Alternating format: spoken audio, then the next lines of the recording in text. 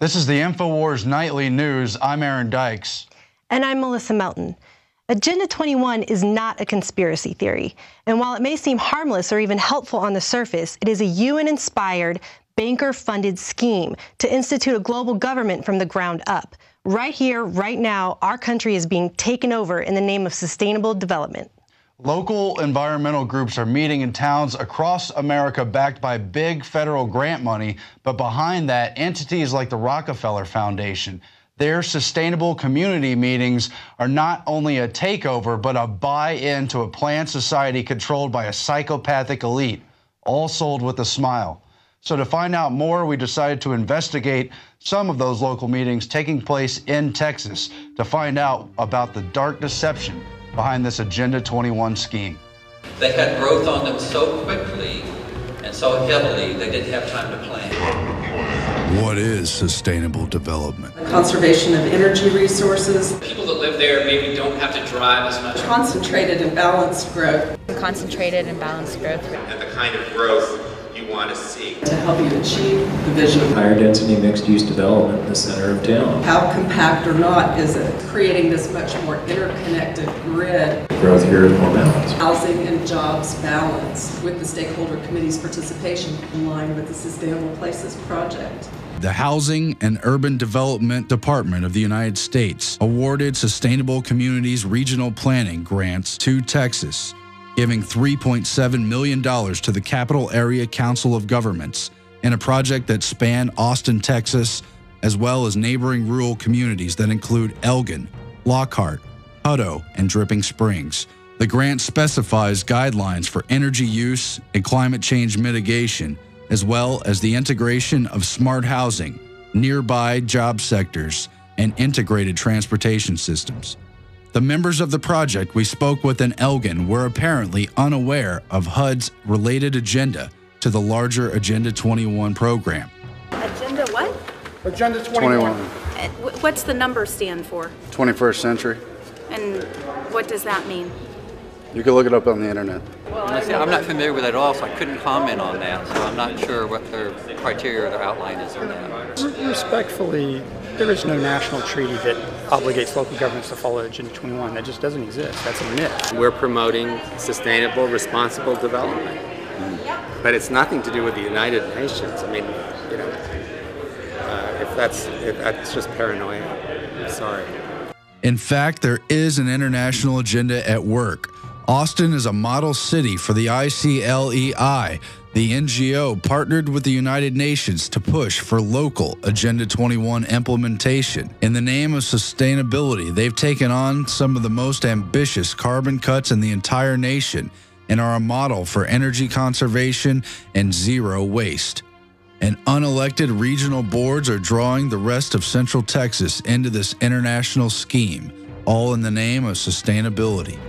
Among other groups, Smart Growth America and the ICLEI Local Governments for Sustainability USA Group specifically congratulated the cities and towns receiving these HUD grants for sustainable communities and regional planning. So it is absurd to claim that there is no international agenda interacting with these local communities as they attempt to implement sustainable development goals. Well, I know a lot about Agenda 21, and I don't have any concerns because I don't think this project is driven by the international community or even by the national community. I think it's driven by Elgin, Texas. Except it's been implemented nationally under treaty and these grants are coming from the federal level. I think it's really dishonest not to admit there's an Agenda 21 motive. Sustainability is just about letting local communities decide for themselves. We had heard so much about what Agenda 21 wasn't, we decided to interview a professor that teaches it. This is Dean Almy, an associate professor and director of graduate programs in urban design and landscape architecture at the University of Texas. Now in Texas, Texas Triangle is one of the 10 identified megaregions of the United States. And the projections, which were pretty much just confirmed by the recent census data that was released, are that populations in the Texas Triangle will double in the next 20 to 30 years. And one of the big problems, of course, is that it starts to create new towns, new communities, but are they really communities? Are they really towns when they're all sort of evolving in a really short time. He teaches Agenda 21 courses at the university. So the course I teach, which I call Agenda 21, really deals with the question of sustainable urbanism. How do we begin to sort of build the city more sustainably moving forward? What is Agenda 21, kind of a brief overview, and why you feel that it's an important plan? Well, it was a resolution of the United Nations where a number of countries got together, ostensibly in Rio, also called the Rio Declaration, to begin to look at the way in which humans were occupying the world, the state of the world, the state of civilization in the world, how we were using resources, whether the consumption of resources and global development was being achieved ecologically and equitably.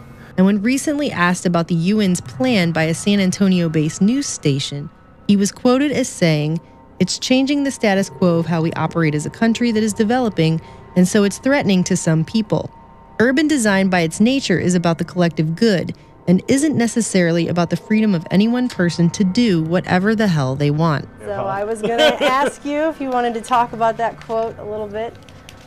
Well, I mean, already, you know, if we're looking for code words, okay, so already in that quote is the term collective, which, you know, a conspiracy theorist could somehow associate with, you know, I don't know, the Soviet Union, right? And that's not the intent. You know, collective just means us together as a society.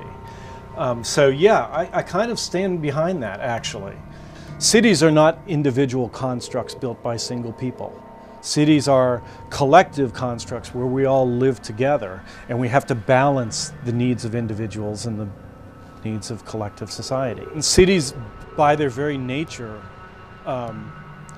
would be very difficult to construct and manage and develop if they were all sort of politically anarchic. Agenda 21's Sustainable Development Visioning meetings rely on the Delphi technique, a manipulation tactic wherein a facilitator ensures a public forum goes as planned with the predetermined outcome already decided upon by those who ultimately called the meeting. The Delphi technique was created by the Rand Corporation in the 1950s for the U.S. Department of Defense to use as a psychological weapon during the Cold War. While community feedback is encouraged, the final outcome is driven by leading questions and preset answers. Notice in this presentation how your participation automatically equals acceptance. These same exact strategies were outlined in detail in the local Agenda 21 handbook. We saw this at both sustainable development meetings we attended. No matter what answer a community member chose, it all fed into the Agenda 21 plan already underway. The project planners admitted they weren't working with a blank slate, but were instead following a plan already mapped out by so-called stakeholders. What we want to be really clear about is that we're not starting from sort of an empty slate. Your community has done a lot of work in setting in place lots of plans and policies like the comprehensive plan. We're planners. We've been involved in projects mostly in central Austin and around that area. We worked on the Miller redevelopment for many years, and we're still working on it. The downtown Austin plan. We're working on several master plan communities around the region. A lot of focus on urban infill and redevelopment. Jen, have you ever heard of Agenda 21? Yes, but just recently. Is this a part of that plan? No. Is it affiliated in any way? No. The reason I ask is because you use a lot of the same terminology, visioning workshops and sustainable development, and a lot of that falls under that plan, and I just didn't know. Well, that is very traditional planning talk from the last probably 30 years.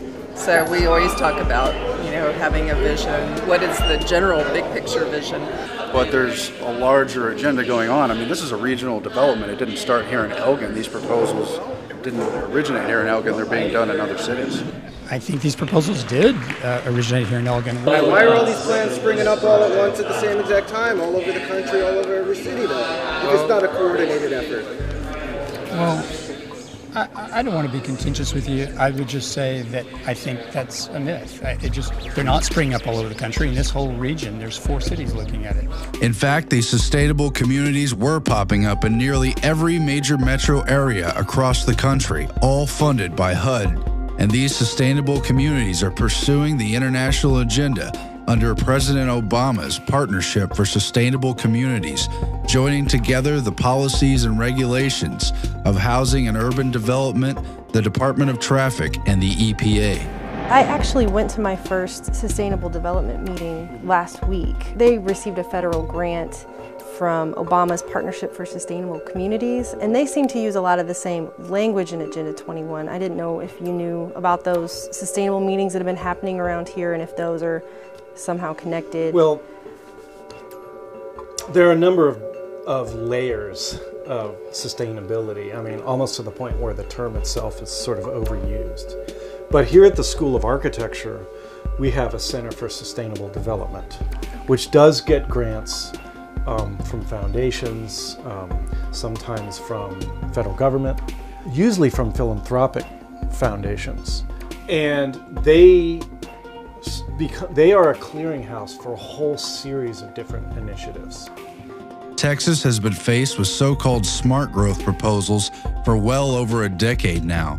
For years, bureaucrats in the Texas area laughed in the faces of activists, even as they gave passionate speeches defying the implementation of toll roads and other unnecessary infrastructure already owned by the state of Texas and its citizens.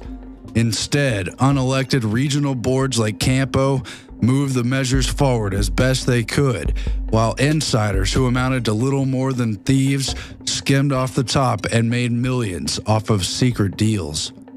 And yet we see some of the same regional players pushing for further development in the name of sustainability. The Central Texas Vision for Growth was directed by CAPCOG, Trust for Public Land, and Envision Central Texas. These entities, in turn, are shaped and steered by countless environmental groups controlled and funded by the Rockefeller Foundation, the Ford Foundation, George Soros, and Ted Turner, among others. Their alignment with Agenda 21 is well documented. Sustainable development was coined by the United Nations to mask a covert takeover at the local level. Land conservation and smart growth planning have been used to subsidize insiders, allowing development to be hijacked while the system picks winners and losers, reaping the profits at our expense. Everything in green is the protected area. So you see there's not really much protected areas 15 years ago. 2 years ago, this is the work that we did.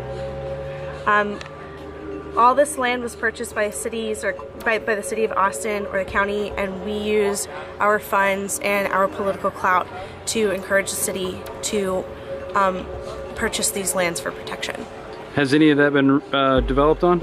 Yes.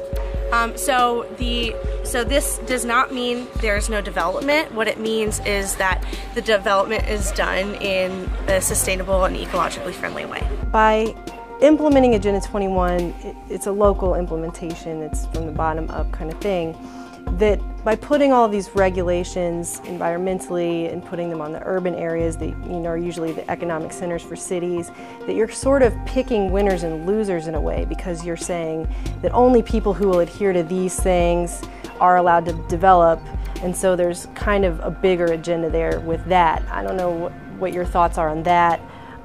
I would turn it around a little bit, and I would say, I don't know that we're picking winners or losers. This is not a kind of environmental nepotism that's going on. I mean, but I think it's a mistake to think that rules don't already exist everywhere. The United Nations has made its anti-private property stance abundantly clear. Quote, "Land cannot be treated as an ordinary asset controlled by individuals. Private land ownership is also a principal instrument of accumulation and concentration of wealth and therefore contributes to social injustice. The provision of decent dwellings and healthy conditions for the people can only be achieved if land is used in the interest of society as a whole." First of all, we have to believe that humans need to live kind of symbiotically with the earth, that we're not here to dominate the earth. You know, when the United States was founded, and many of the original sort of authors and thinkers who wrote about, society in the U.S., and people like Thoreau, for example, there was a sort of idea that the U.S. was this great wilderness, that we could just go out and sort of settle the wilderness and be pioneers and live on our own and be independent. And I don't think it's like that anymore. I mean, there's very little wilderness left in the United States. Sustainable development is the philosophy designed to bring human beings across the globe under the full control of a narrow human elite. It's a 40-chapter document to basically control the world. It's based entirely on socialist control mechanisms. Sustainable developers have designed a global movement coordinated through a global to local action plan to create world government in accordance with certain objectives. An end to national sovereignty, the abolition of private property, the restructure of the family unit, and increasing limitations and restrictions on mobility and individual opportunity. Professor Almy admitted plans to restrict travel were ecologically necessary, and his contempt for the family and Western civilization was thinly veiled. You know, the suburbs bring with them their own kind of tyranny, right? One is public space is almost non-existent in terms of real public space. There's lots of lawn, right? But real collective public space. There's the tyranny, I would argue, of